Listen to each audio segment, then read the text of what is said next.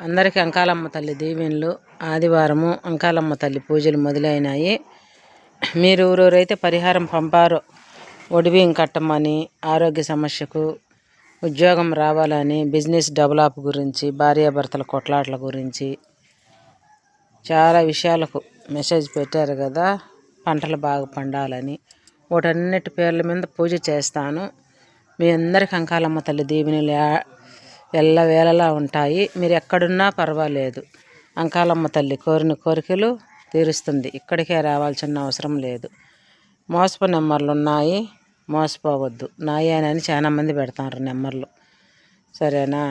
అందరికీ అంకాలమ్మ తల్లి దీవెనలు ఎల్లవేళలా ఉండాలని పూజలు చేస్తాను. ఖచ్చితంగా అంకాలమ్మ తల్లి దీవెనలు ఉంటాయి. మీరున్నే చోట నుంచే చూసి దండం పెట్టుకోండి చాలు. ఖచ్చితంగా కోరిన కోరికలు తీరుస్తుంది అంకాలమ్మ తల్లి.